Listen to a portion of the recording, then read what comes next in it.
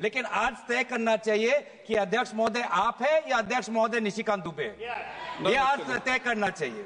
माननीय प्रधानमंत्री ने कहा था कि शांति मणिपुर में निकट है, बहुत जल्द ही शांति आने वाली है। Members, item number 15 to 19 will be taken together. Honourable member Shri Gaurav Gogoi ji. सभापति महोदय, मैं दोबारा प्रारंभ करता हूं। मैं दोबारा अभी से प्रारंभ करता हूं कि आज मैं खड़ा हूं supplementary demand for grants, demand for excess grants और मणिपुर के बजट के संदर्भ में बोलने के लिए। जो सप्लीमेंट्री ग्रांट्स का जो दूसरा बैच आया है उसमें लगभग 52 ग्रांट्स और 3 अप्रोप्रिएशंस हैं। कुल मिला के ग्रॉस एडिशनल एक्सपेंडिचर लगभग 26,78,508 करोड़ का है। जो नेट एडिशनल स्पेंडिंग गवर्नमेंट का होगा वो लगभग ₹51,462 करोड़ का होगा। इसमें से largest allocation defence pension, communications, finance और एग्रीकल्चर स्कीम्स और फर्टिलाइजर सब्सिडीज पर है। सर, बहुत से इंपॉर्टेंट सवाल हैं इन सप्लीमेंट्री डिमांड फॉर ग्रांट्स को मद्देनजर रखते हुए, मणिपुर के बजट को रखते हुए। मणिपुर के बजट में finance minister has tabled a Manipur budget envisaging an expenditure of ₹35,103 crore, जिसमें से सोशल सेक्टर आउटले जो है वो लगभग 9,520 करोड़ का है। Demand for excess grants is related to the year 21-22, which has occurred in 2 grants, 2 appropriations amounting to ₹1,000. Sir, I hope the Parliamentary Affairs Minister will help us to conduct this discussion in a normal proceeding. Gaurav ji, go ahead, please. Sir, मैं आपको दोबारा बोलना चाहता हूं कि ये supplementary demands for grants आए, उसको लेकर हम चर्चा करेंगे। लेकिन आज जो विषय है देश के सामने वो बहुत गंभीर है और बहुत अफसोस की बात यह है कि ये पूरा सरकार आज सिर्फ हेडलाइंस को कैसे नियंत्रित करे उस पे ज्यादा जोर दे रहे हैं। पूरा सरकार भाषणों पे ज्यादा निर्भर है। पूरा सरकार चाहता है कि पूरा देश उनके भाषणों, उनके इवेंट मैनेजमेंट, उनके हेडलाइंस पे ध्यान दे और वास्तविक जो स्थिति है उस पे उनका ध्यान न जाए। उसका प्रेम deputy leader of the house opposition is आपका नहीं, उधर आपका देखिए, पीछे भी देखिए, सब बैठिए सब लोग। Noises coming from Treasury bench. Okay, both sides. Noises are coming from Treasury bench. We've been asking you to please restrain the Treasury bench. Please. I can hear the Treasury bench more than my colleagues. We are all hearing the Treasury bench. The House Congress Party is speaking. We are only hearing the Treasury bench till now. Okay, please go ahead. Okay, please go ahead. Please resolve your issue. The example, I want to give the example of Manipur. Manipur, सभापति महोदय, 2000 आज से लगभग 21 महीने पहले जब no confidence का motion आया, उस नो कॉन्फिडेंस के मोशन में आदरणीय प्रधानमंत्री ने क्या कहा था? आदरणीय प्रधानमंत्री ने कहा था कि शांति मणिपुर में निकट है, बहुत जल्द ही शांति आने वाली है। यह आज से 21 महीने की पहले की बात है। लेकिन आज हमने फरवरी 13, 2025 को क्या देखा कि आर्टिकल 356 मतलब राष्ट्रपति शासन मणिपुर में लागू हो। यह आज से 21 महीने की पहले की बात है। लेकिन आज हमने फरवरी 13, 2025 को क्या देखा कि आर्टिकल 356 मतलब राष्ट्रपति शासन मणिपुर में लागू हो। सर, ये हमारे देश के लिए बहुत ही संवेदनशील मामला है और मैं चाहूंगा, क्योंकि प्रधानमंत्री मोदी जी ने खुद 2023 के नो कॉन्फिडेंस अविश्वास प्रस्ताव में स्वयं कहा कि शांति निकट है, मणिपुर में शांति आने ही वाली है, तो पहले प्रधानमंत्री हमको बताए कि राष्ट्रपति शासन लागू क्यों हुआ और प्रधानमंत्री हमको बताए कि वो आज तक मणिपुर क्यों नहीं गए। मणिपुर क्यों नहीं गए? एक मिनट, अभी सर, मणिपुर का बजट अभी एक मिनट अभी एक मिनट मैं आपको 1 मिनट, आप प्लीज बैठिए, बैठिए 1 मिनट बैठिए। आपको मैंने कहा प्लीज बैठिए, आप कहना सब कहना, बैठिए, पहले बैठिए 1 मिनट बैठिए। मेरा माननीय सदस्यों से आग्रह है कि वह व्यापक चर्चा करें। अभी राष्ट्रपति अभिभाषण के विषय पर जब होगा, उस विषय पर भी चर्चा होगी, उस समय भी आप उस वक्त तो अभी हमें कोशिश करना चाहिए कि हम बजट के परिप्रेक्ष्य में ही चर्चा करें। जी, मणिपुर का बजट, मणिपुर के विधानसभा में क्यों चर्चा नहीं हो रहा? और आज भी विधानसभा की स्थिति क्या है? चंदन जी, आज भी विधानसभा की स्थिति क्या है? आज वहां पे हमको पता है कि स्टेट असेंबली डिसॉल्व हुआ है या स्टेट असेंबली सस्पेंडेड एनिमेशन में है। हम तो चाहते हैं कि आज केंद्रीय गृह मंत्री चर्चा में भाग ले और हमें बताए कि विधानसभा की स्थिति क्या है। गृह मंत्री को आज मणिपुर में जो राष्ट्रपति शासन हुआ है उसकी नैतिक जिम्मेवारी लेनी पड़ेगी। और मैं आदरणीय गृह मंत्री से आवेदन करता हूं कि आज जो मणिपुर में उनकी जो विफलता हुई है उसके संदर्भ में अपना राजधर्म पालन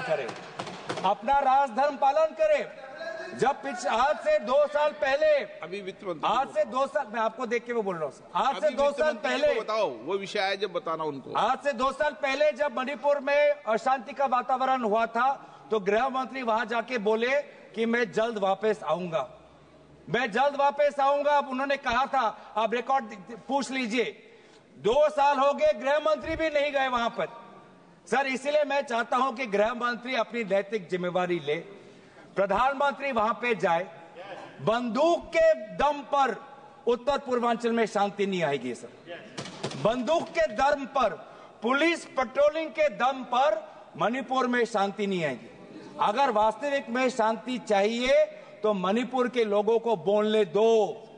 वास्तविक में शांति चाहिए तो मणिपुर के लोगों को सुनने का धैर्य आपके पास होना चाहिए।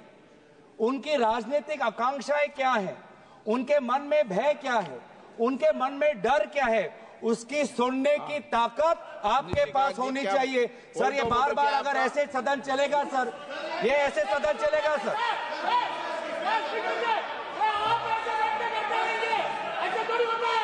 ऐसे सर वोटो उठा रहे हैं ना सर, अभी तक ये सर आप अलाउ कर रहे हैं। अध्यक्ष महोदय, बहुत गलत है, मुझे अपनी बात रखने दीजिए। मणिपुर एक संवेदनशील मामला है, सर, संदर्भ में आज मणिपुर की बजट यहाँ पे हो रहा कहता है कि डिबेट ऑन सप्लीमेंट्री ग्रांट्स केवल सप्लीमेंट्री डिमांड्स ऑफ ग्रांट्स पर भी होगा। ये हाउस रूल एंड रेगुलेशन से चलेगा, चिल्लाने से नहीं होगा सर। कांग्रेस वाले चिल्लाकर मुंह बंद नहीं कर सकते। ये रूल कहता है, रूल ये कहता है कि आप केवल सप्लीमेंट्री। आप डिस्टर्बेंस मत, प्लीज बैठे। चिल्लाने से मेरा मुंह बंद नहीं होगा, मेरा मुंह बंद नहीं कर सकते। ये रूल है, ये संविधान है, ये देश संविधान से चलेगा, ये हाउस संविधान से चलेगा। आप जो है, आप केवल बजट पर बात करो, आप सप्लीमेंट्री डिमांड्स ऑफ ग्रांट्स पर बात करो। आप इस तरह से बात नहीं कर सकते हो स्पीकर सर, और ये चिल्ला नहीं सकते। यस सर, यही रूल कहता है, स्कोप यही है सर, इससे आगे नहीं है। और ये चिल्ला कर बंद नहीं कर सकते वो। आप भी बेटे, आप भी एक, आप सुनिए 1 मिनट, आप भी बेटे, आप भी एक, हाँ, मैं आपको वो आपका कट कर, हाँ, मैं टाइम दूंगा आपको। मैं आपको स्पष्ट कर दूं कि सदन नियम और प्रक्रियाओं से चलता है और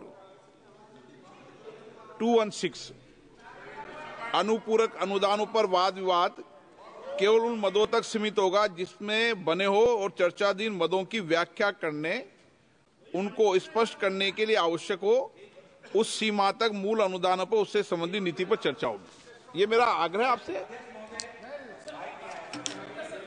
हाँ, चालू। हो जाएगा, आप माइक शुरू नहीं। करें। अध्यक्ष महोदय, हम आपके इनके निर्णय का आपका मौका नहीं हम आपके निर्णय का अध्यक्ष महोदय, हम आपके निर्णय का हम सम्मान करते हैं। आपने जिस कानून का उल्लेख किया वो सप्लीमेंट्री ग्रांट्स पे के संदर्भ में है, लेकिन आपने अनुमति दी है कि मणिपुर के बजट को भी क्लब कर दिया है, तो इसीलिए मैंने मणिपुर के बजट में क्यों यहाँ पे आया है वो संदर्भ में मैं यहाँ पे बात कर रहा हूँ।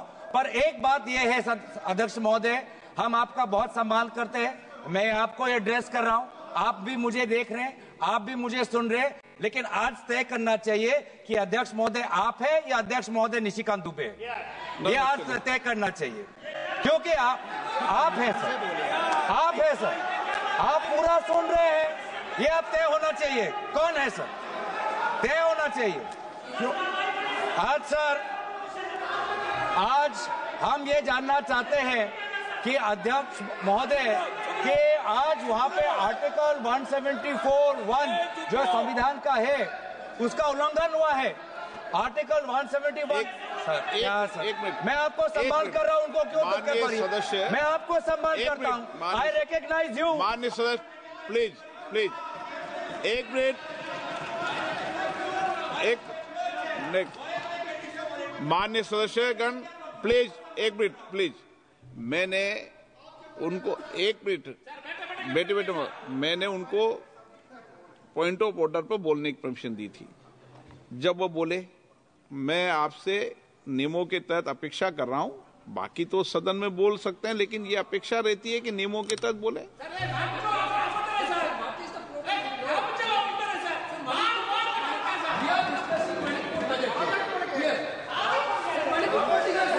बोलिए अध्यक्ष महोदय, आप सर एक मिनट अध्यक्ष महोदय, आपको मैं इजाजत दूं? नो, अभी मैंने इजाजत नहीं दिया। अध्यक्ष महोदय, मैं दोबारा कहना चाहता हूं कि उत्तर पूर्वांचल एक संवेदनशील क्षेत्र है, भारत की सीमा से जुड़ा हुआ है, लोगों की संवेदनाएं वहां पे हैं। आपने पिछले 2.5 साल से बंदूक के दम पर शांति लाने की कोशिश की है, आप विफल रहे हैं। ये बंदूक के दम पर शांति लाना, ये व्यवस्था बंद करिए, मणिपुर के लोगों के साथ बात करिए। प्रधानमंत्री मोदी जी मणिपुर में जाएं, लोगों की क्या मन में क्या भय है उसको सुने। एक राजनीतिक रूप से ही मणिपुर में शांति आ सकता है, हम सकारात्मक रूप से यहाँ पे आप सुझाव दे रहे हैं। दूसरी बात यह है कि सर, जब भी कोई मुद्दा महत्वपूर्ण देश का आता है, आप हाल ही में मत करिए, आप देखिए, ठीक है, आप एक मिनट प्रधानमंत्री मोदी जी से हम और अपेक्षा करते हैं, एक मिनट शांत हो जाते हैं, शांत हो जाते हैं। माननीय जब माननीय प्रधानमंत्री जी जब पहले भी सदन के अंदर चलते सदन में पूर्व के प्रधानमंत्री जी भी गए हैं, और जब भी माननीय प्रधानमंत्री जाते हैं सदन को सूचित करते हैं, मुझे सूचित करते हैं, और उसके बाद प्रधानमंत्री जी हमेशा सदन को सूचित करके ही जाते हैं सदन में। आप टिप्पणी करें जो ठीक नहीं है। हम प्रधानमंत्री का सम्मान करते हैं और प्रधानमंत्री का सम्मान करते हैं, लेकिन इसमें जब हम वर्तमान प्रधानमंत्री का सम्मान करते हैं तो बार बार पूर्व प्रधानमंत्री पे ये लोग अपमानजनक शब्द क्यों करते हैं और उनके बातें रिकॉर्ड पे क्यों आते हैं, इसका भी आप बाद में सोचिए सर। हम सभी प्रधानमंत्री वर्तमान और पूर्व प्रधानमंत्री को सम्मान करते हैं, लेकिन जब भी ट्रेजरी बेंच से अपमानजनक शब्दों का व्यवहार होता है बार बार रिकॉर्ड पे आता है सर, और हमारे तो रिकॉर्ड में रहेगा, पता नहीं सर, कल पता चले। वित्त मंत्री, लेकिन जहां पर एक मिनट वित्त मंत्री कुछ बोलिए। मैम सर, यस, हाँ एक मिनट बोल you said something very profound. You said something very profound. You said something very, very profound. I'd like to add to it. Sir, with due respects, it was music to my ears to hear a leading member of the opposition party say that they samman karte hain Pradhan Mantri ji ko. And quickly to add, when Treasury talks about previous Prime Ministers, they speak not in Samman Janak language. How many times has the Prime Minister been abused in this House by them? And how many times he was not even allowed to speak in the House? They stood in the well and shouted. member Tarun Gogoi, his son, Gaurav Gogoi, apologized for the number of times they've called abusive names to the PM. Today he's ironing out all that. He's whitewashing all that. That's not allowed. He should have the grace. He should have the grace to admit that they have abused the Prime Minister. It was wrong and they shall not do it again.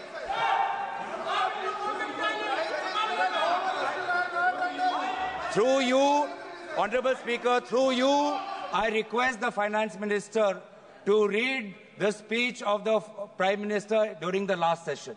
His entire speech was abusing former Prime Ministers. I have written a letter. I have written a letter to you putting on record a number of times he has abused the chair of the former Prime Ministers. So please, before pointing fingers, अपने घर में खुद झांकिए. If it is this very clearly that I have to read the speech, Honorable Finance, I do not expect you. What is this? Honorable, what is this going on? You should not have the patience to listen. Have the patience to listen. You should have the patience to listen. You read through the speech. Have the patience. Look at the way in which all of them are shouting. Now, look at the way in which all of them are shouting. Have the patience. Right? What Gogoi said is wrong. Gogoi said is wrong. Is that what they're saying? Is that what they're saying? If Gogoi had the large-heartedness to say that we should not abuse anybody, what's going on? So that shows the attitude of the Congress party. Gaurav ji, आप budget पे भी तो कुछ बोले हैं. आप मैं आगे बढ़ूं सर. आप तो विषय पर मैं आगे बढ़ना चाहता हूं. यही आपका स्ट्रेटेजी है. यही स्ट्रेटेजी है आपका. सुनने की ताकत नहीं है. दोबारा ये देखिए. यही है. यही स्ट्रेटेजी है. यही स्ट्रेटेजी. ये है सर. बार-बार minister with a good spirit to say that we should respect the Prime Minister. None of them will agree. They don't want to agree. I'll get up every number of times that when an honorable member says you respect the Prime Minister, and that should be the attitude there. No, that member is honorable enough, but not the rest. अध्यक्ष महोदय, इधर अध्यक्ष महोदय, मैं अध्यक्ष महोदय बीच में बोल रहे हैं. अध्यक्ष महोदय, ओके. अध्यक्ष महोदय, मैं बात इसलिए उठाया हूं क्योंकि आज हमारे देश के सामने हम प्रधानमंत्री मोदी जी को सुनना चाहते हैं, क्योंकि अमेरिका के राष्ट्रपति ने कहा कि अभी भारत और अमेरिका के बीच में जो टैरिफ्स को लेके जो चर्चा हो चुका है, उसमें भारत ने कबूल कर दिया है कि टैरिफ घटेगा. ये टैरिफ कहाँ आ गया बीच में इस बिल में? सर, टैरिफ क्यों आया मैं बताता हूं. मैं टैरिफ क्यों आता, अध्यक्ष महोदय, मैं आपका प्रश्न को उत्तर देता हूं. ये टैरिफ इसलिए आता है क्योंकि ये टैरिफ हमारे ऑटोमोबाइल सेक्टर के साथ जुड़ा हुआ है. ये टैरिफ हमारे टेक्सटाइल के साथ जुड़ा हुआ है. ये टैरिफ हमारे जेम्स और ज्वेलरी के साथ जुड़ा है. ये टैरिफ हमारे स्टील नट्स के साथ जुड़ा है. और सबसे महत्वपूर्ण, ये टैरिफ हमारे किसानों के साथ जुड़ा है. हमारे किसानों को बचाना है सर. इसीलिए हम जानना चाहते हैं कि भारत सरकार ने कौन से सब्जेक्ट्स पर अब टैरिफ घटाने की बात उन्होंने अमेरिका को सूची किया है. और ये बात तो सर मुझे नहीं लगता कि कॉमर्स मंत्रालय को भी पता होगा, क्योंकि बहुत से चीजें प्रधानमंत्री मोदी जी व्यक्तिगत, उनका पर्सनल मैटर होता है. वो व्यक्तिगत रूप से वो बातचीत करते हैं देश के पक्ष में. नहीं है. अब बैठिए. आप देखिए अनपार्लियामेंट्री क्या बोल रहे हैं सर? पार्लियामेंट का, लेकिन जो विषय है जिस पर डिबेट हो रही है उस पर बात करेंगे ना. आप पॉलिटिकल बात करेंगे क्या? ये राष्ट्रपति के भाषण पर चर्चा है क्या? बजट पर चर्चा है तो करो आप. ये तो तरीका ठीक नहीं है ना. आप उपनेता हैं. नहीं, ये तरीका ठीक नहीं है. आप बजट पर करें, सप्लीमेंट्री ग्रांट पर करें, मणिपुर की सप्लीमेंट्री ग्रांट पर करें. हाँ, माइक बंद हो जाएगा. सर, हमें किसानों की बात करनी है. ऑटोमोबाइल सेक्टर में जो काम करते हैं वो बात करनी है. टेक्सटाइल्स के सेक्टर में जिन लोगों की रोजगार मिलती है उसकी बात करनी है. तो सर उसके हित में हम बोल रहे हैं. कि कौन से क्षेत्र में टैरिफ्स घटा है, ये बात हमें प्रधानमंत्री मोदी जी बताएं, क्योंकि बहुत से मामलों पर वो व्यक्तिगत रूप से करते हैं नेगोशिएट। राफेल के मामलों में व्यक्तिगत रूप से उन्होंने नेगोशिएट किया। तो इसमें भी हम जानना चाहते हैं कि कौन से विषयों पर भारत टैरिफ्स घटाएगा। और ये भी हम जानना चाहते हैं, क्या भारत ने सोचा है कि हम अमेरिका पर रेसिप्रोकल टैरिफ्स लगाएंगे? क्या भारत ने ये सोचा है? देखिए माननीय सदस्य, मैं आपको फिर बोल रहा हूं, नहीं तो मुझे टोकना पड़ेगा। सदन नियम प्रक्रियाओं से चलेगा। 2-6 में क्लियर नियम प्रक्रिया है। मैं आपको बार बार आग्रह कर रहा हूं और बार बार विषय को डाइवर्ट करते हैं और आप फिर कहेंगे मुझे बोलने नहीं दिया। सदन तो नियम प्रक्रियाओं से चलेगा। बोलिए, लेकिन सर कॉमर्स मंत्रालय से है सर, पूरा देश देख रहा है, पूरा देश जानना चाहता है सर। क्या जानना चाहता है? आप 15 से 19 जो इस पे बोले ना, टैरिफ को लेके पूरा देश चिंतित है सर। हाँ। ट्रेड डेफिसिट को लेके पूरा देश चिंतित है सर। हम पूरा देश लास्ट बार आप अगर इधर उधर बोलेंगे तो मुझे दूसरे वक्ता को बुलाना पड़ेगा। क्लियर कट बात है, आप बोलिए सर। पूरा देश देख रहा है सर। हाँ ठीक है। सदन तेरा देश देख रहा है। नियमों से चलेगा, नहीं चले नियमों से चलेगा। सदन पूरा देश देख रहा है। नियमों से चलना है, बोलिए तो ठीक। सदन पूरा देश नहीं बोलने देंगे सर। बार बार ऐसे उदाहरण आते हैं, बार और आप बीच में डिस्टर्ब मत कीजिए। बार ऐसे उदाहरण आते हैं कि सरकार एक कदम लेती है और फिर 2 कदम पीछे जाती है। उसका एक और उदाहरण है sovereign gold bonds. Sovereign gold bonds ये सरकार ने 2015 में लाए। 2015 में ये सरकार ये सॉवरेन गोल्ड बॉन्ड्स इन्होंने शुरुआत की और अभी हाल की बजट में जब इनका पूरा ये स्कीम फियास्को हो गया, पूरा स्कीम फ्लॉप हो गया, अब ये स्कीम को बंद करना चाहते हैं। क्यों? क्योंकि इनका मंशा ये था कि बाहर से जो गोल्ड का इंपोर्ट आता है वो घटना चाहिए। इनका प्रेस रिलीज में यही सरकार का ये था जब सॉवरेन गोल्ड बॉन्ड्स आया। अब मैं जानना चाहता हूं आदरणीय वित्त मंत्री से कि sovereign gold imports since 2016 is it gone up or has it gone down? Which one of your objectives of the sovereign gold bond scheme have you achieved? We want to know. You got the sovereign gold bond scheme thinking that government borrowings, it will help government borrowings. But now your liabilities are such that even in this budget you have to pay around 8,900 crores, and in a few years from now the government liabilities has exceeded by 930%, and you have to pay close to 1 lakh crores, and that is why close to 67 tranches of sovereign gold bond payments have been withheld by this government. And this shows, again, that in this government, they only care about headlines, they only care about speeches, they only care about optics, they don't know what is happening on the ground. They don't know what is happening on the ground. अब बात आती है GST की। GST बोल सकते हैं ना sir?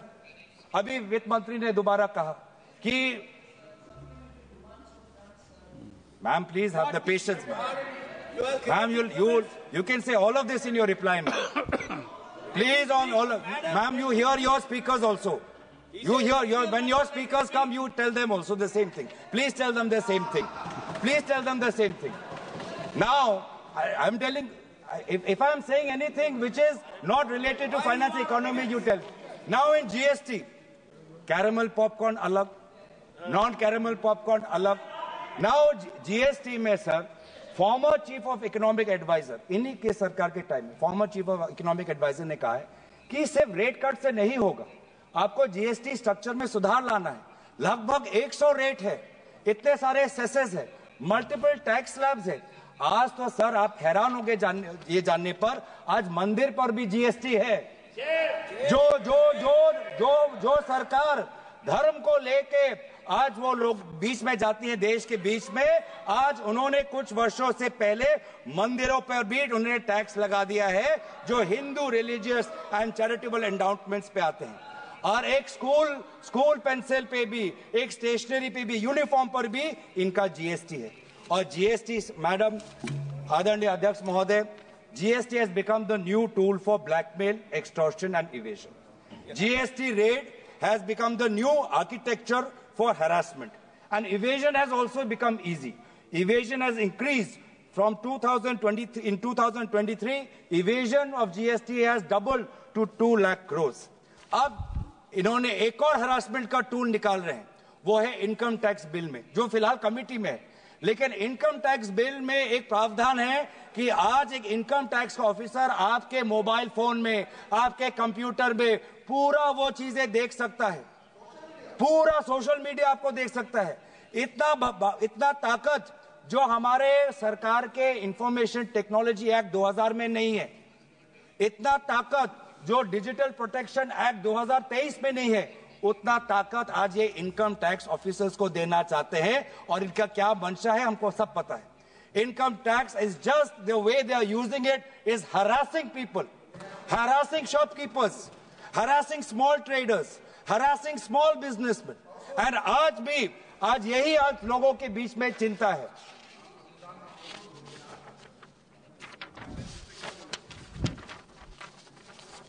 धन्यवाद सर। तो एक और उदाहरण देता हूं सर कि क्यों ये भाषण पे कितना ये निर्भर है। और इनके भाषण जमीन से इनका कोई ताल्लुकात नहीं। भाषण में बोला कि सर कि मैन्युफैक्चरिंग को जीडीपी का 25% बनाना है। कभी मेक इन इंडिया की बात करते हैं, कभी पीएलआई की बात करते हैं, कभी शेयर दिखाते हैं। हाँ, हेडलाइन उन्होंने मैनेज किया सर। जो World Bank ease of doing business है, उसमें तो हेडलाइन मैनेज हो गया। उसमें इंडिया का रैंक 2014 में 142 था, वो 2019 में जाके 63 आपने इंप्रूव किया। माना ये रैंकिंग आपने कर दिया। लेकिन मैन्युफैक्चरिंग का वास्तविक स्थिति क्या है कि there has been a drop in the value added manufacturing in GDP. In 2010, manufacturing was 17% of the GDP. Today, it has dropped to 12.9%. ये है वास्तविक स्थिति। इतना ईज ऑफ डूइंग बिजनेस को मैनेज करने के बाद भी मैन्युफैक्चरिंग आज घटा है as a percentage of GDP. Private sector investment आज घटा है। आज प्राइवेट सेक्टर इन्वेस्टमेंट कहां पे होना चाहिए सर? उन क्षेत्रों में, उन सेक्टरों में जहां पे हमारे लोगों को मजदूरी मिलती है, रोजगार मिलता है। वो सेक्टर्स क्या हैं? वो सेक्टर्स है apparel, leather, textiles, food products, would paper. But यहाँ पे जिस प्रकार से सहायता होनी चाहिए नहीं मिल रही, यहाँ पे जिस प्रकार से ग्रॉस वैल्यू एडिशन ग्रोथ होना चाहिए नहीं हो रहा है। वास्तविक में क्या हो रहा है कि जो बड़े बड़े कंपनी आते हैं, उनको जहां जहां निवेश करना होता है, उनको जहां जहां अपना प्रॉफिट बढ़ाना होता है, उन जगह में पीएलआई स्कीम्स और विभिन्न प्रकार के सरकारी की तरफ से उनको समर्थन मिलता है। लेकिन जो मध्यम वर्ग है, मध्यम वर्ग की स्थिति बहुत ही कमजोर है। इसीलिए हो क्या रहा है सर? पलायन हो रहा है देश में। आप देख रहे हैं सर, बहुत मुझे भी दुख होता है, पलायन हो रहा है और हर वर्ग में पलायन हो रहा है। आज हमारे बच्चे, आपने देखा होगा कि कोविड के समय, रशिया यूक्रेन के समय, आज शिक्षा के लिए भी कम पैसों में उनकी शिक्षा मिले, आज वो चीन जा रहे हैं, आज वो यूक्रेन जा रहे हैं। ये पलायन है। आज हमारा जवान सर, जवान वो अग्निवीर में नहीं, वो रशिया यूक्रेन में जाके वहां के युद्ध में वो भाग ले रहा है ताकि उसको थोड़ा पगार मिले, ताकि अपने वो घर में थोड़ा पैसे भेज पाए। आज हमारा सर, आज हमारा जो मध्यम, आज जो हमारे शिक्षा के लिए सर, आप कभी पूछे सरकार के बड़े बड़े जो अफसर भी हैं, उनके बेटे बेटियां भी आज उच्च शिक्षा के लिए विदेश जा रहे हैं। और सबसे दुख की बात यह है कि आज मजदूर जिसको सपना दिखाया था कि आपको हर साल 2 करोड़ की नौकरी मिलेगी, वो अपना जमीन बेचकर आज वो अमेरिका जाता है। अमेरिका सरकार उसको पकड़ती है और बेड़ियों में, हाथ और पैर को बेड़ियों में पकड़कर आज उसको वापस आना पड़ता है, बेड़ियों में। आज हमारा निवेशक भी भारत छोड़ के बाहर जा रहा है। 2024 में एक मिनट मैं आपको, आप नेता हैं, वरिष्ठ हैं, ये जो सारे विषय बोल रहे हो वो कई अनुदानों की मांगों पर है क्या? आप बजट पर बोलो, फाइनेंस बिल पर बोलो, टैक्सेज पॉलिसी पर बोलो, आप वरिष्ठ नेता हैं। सर, जब उनके तरफ भी आएगा देखना, सुनिएगा सर, जब उनका भी आएगा तब भी सुनिएगा, जवाब तो देना पड़ेगा, तब भी आप सुनिएगा सर। अभी प्राइवेट इन्वेस्टमेंट इतना कुछ करने के बाद भी आज प्राइवेट इन्वेस्टर्स भी भाग रहे, प्राइवेट इन्वेस्टर्स में भी पलायन। हाई नेटवर्थ इंडिविजुअल्स, वो भी पलायन, मजदूर पलायन, किसान भी आज पंजाब का किसान आज कनाडा में जाके खेती कर रहा है, लेबर जाके मिडिल ईस्ट में है, छात्र जाके यूक्रेन और चाइना में है। अनुदान की तो सर ये है वास्तविक स्थिति। प्लीज पिछले मुझे लगता है मुझे दूसरे वक्ता को बुलाना है। आप अनुदानों की मांगों पढ़ के नहीं आए। वो तो आपका निर्णय है सर। नहीं तो अनुदानों की मांगों बोलो, वो आपका निर्णय है सर। आपको वो आपका निर्णय है, आपका सब वो आपका निर्णय है सर। वो आपका, हम निर्णय का आपका सम्मान। Private investors pulled out maximum funds in 2024 as they sold 27.9 billion by 224 exits. And the main reason, all economic experts यही कह रहे हैं कि प्राइवेट इन्वेस्टमेंट घट क्यों रहा है। सरकार ने कितना कुछ दिया प्राइवेट कंपनियों को, उनका लोन माफ कर दिया, उनका कॉर्पोरेट टैक्स माफ कर दिया, लैंड उनको दे रहे हैं, बड़े बड़े इन्वेस्टमेंट समिट दे रहे हैं। उसके बावजूद भी प्राइवेट इन्वेस्टमेंट घट क्यों रहा है, रोजगार बढ़ क्यों नहीं रहा है? उसका कारण एक ही है कि वीक कंजम्पशन, वीक डिमांड। जब पेट पे लात पड़ती है, जब हर चीज पे जीएसटी लगती है, जब महंगाई पूरे महीने के बजट को खा जाती है, तो ये ग्राहक आम आदमी क्या खरीदेगा, बाजार से क्या खरीदेगा? और ये खरीद जो नहीं हो रही, उसके कारण आज निवेश घट रहा है। सर, इसीलिए मैं चाहता हूं कि आज आप यहां पे ये सरकार भाषण और ये हेडलाइन मैनेजमेंट में ये अपने पार्टी के मंच पे ये बात करे, लेकिन सदन के अंदर देश के सामने देश की जो वास्तविक स्थिति है उस पर अब बात रखें।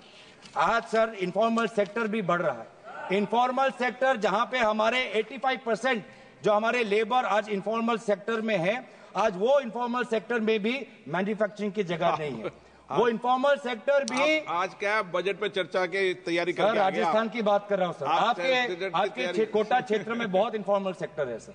कोटा में कभी जाइए, उनकी बात कर रहा हूँ सर। तो वहां पे इनफॉर्मल सेक्टर वो भी बोल रहे हैं कि उनको ढाबा में काम करने के अलावा और कुछ नहीं चारा मिल रहा, होटल में टेबल साफ करने के अलावा कुछ नहीं चारा मिल रहा, मैन्युफैक्चरिंग के लिए उनको अवसर नहीं मिल रहा। The share of manufacturing sector in the total number of informal enterprises fell from 31% in 2015 to 27.4% in 23-24। सवाल बस इतना है, कहां गया make in India? Make in India क्या काम कर रहा है? मेक इन इंडिया से आपने मैन्युफैक्चरिंग ना बढ़ा पाए हैं, ना मेक इन इंडिया से आप इनफॉर्मल सेक्टर में मैन्युफैक्चरिंग और बढ़ा पाए हैं, ना मेक इन इंडिया से आपने लोगों को और रोजगार देने की बात की है। तो सर गौरव जी, कुछ अनुदानों की मांगों पर बोल लो। बस डिफेंस पे आता हूं सर। आपने ठीक कहा, डिफेंस पेंशन पे डिफेंस सर। यहाँ पे अध्यक्ष महोदय, कुछ तो बोला नहीं मैंने, नियम वही है। आप उनको अनुमति क्यों दे रहे हैं सर? अध्यक्ष महोदय, आपने उनको अनुमति दे रहे हैं? आपने अभी मुझे सुझाव दिया है। आपने अध्यक्ष महोदय आपने मुझे बोलने दिया है, तब मुझे मेरी बात को सुनिए। खत्म कर दिया आप। तो यहाँ पे अध्यक्ष महोदय, ये जो नया जो सप्लीमेंट्री ग्रांट्स आया है, इस पे यूनिफाइड पेंशन स्कीम की बात की। पूरे हर देश में सरकारी कर्मचारी कह रहा है यूनिफाइड पेंशन स्कीम नहीं चाहिए, हमको पुराना पेंशन स्कीम लाइए। उनकी मांग आज हम सदन के अंदर रख रहे हैं। आज डिफेंस पेंशन, आज सप्लीमेंट्री ग्रांट्स की बात करें, डिफेंस पेंशन का उल्लेख किया गया है, लेकिन डिफेंस पेंशन भी आज डिफेंस का व्यक्ति भी ये कह रहा है कि कैपिटल इन्वेस्टमेंट जो होना चाहिए वो मात्र 25% है। डिफेंस का टोटल बजट जो आज है अराउंड $79 बिलियन है, जबकि चीन जैसा एक जो देश है, तुलना के तौर पे कह रहा हूं, लगभग $256 बिलियन उनका इन्वेस्टमेंट है। हर दुनिया के हर कोने में विभिन्न देश अपने डिफेंस बजट को बढ़ा रहे हैं, यूके में बढ़ा रहे हैं, जर्मनी में बढ़ा रहे हैं, लेकिन हमारे देश में मात्र 4% रहा है डिफेंस बजट। तो इसीलिए ये अग्निवीर और डिफेंस के पेंशन बजट को ये जो अकाउंटिंग जो करना चाहते हैं, इसको आप परे रखिए। राष्ट्रीय सुरक्षा को एक अकाउंटिंग एक्सरसाइज मत बनाइए। राष्ट्रीय सुरक्षा को अकाउंटिंग और ऑडिटिंग के नजर से मत देखिए। राष्ट्रीय सुरक्षा को हमारे टेरिटोरियल इंटेग्रिटी से देखिए। तो सर, मैं ज्यादा वक्त आपका नहीं लेना चाहता। आपने बहुत हमें समय दिया है। आपने ये भी देखा कि बहुत से समय सत्ता पक्ष के लोगों ने भी लिया है, तो इसलिए मैं चाहता हूं कि हमारे साथ नाइंसाफी ना हो, हमारे पार्टी को पर्याप्त हमें समय मिले। हम बार बार दोबारा उसी चीज में आऊंगा, क्योंकि मणिपुर का बजट आज क्लब हुआ है। गृह मंत्री को नैतिक जिम्मेवारी लेते हुए अपने राजधर्म का पालन करना चाहिए और प्रधानमंत्री को मणिपुर जाना चाहिए। धन्यवाद। मैं एक सेकंड प्रेमचंद जी, मैं सभी सदस्यों से आग्रह करूंगा कि मैंने कई बार गौरव गोगोई जी को कहा, हम कोशिश करें, प्रयास करें कि जिन विषयों पर सदन में चर्चा हो उन विषयों के इर्द गिर्द ही अपने विषय को रखे तो उचित रहेगा। विप्लव देव जी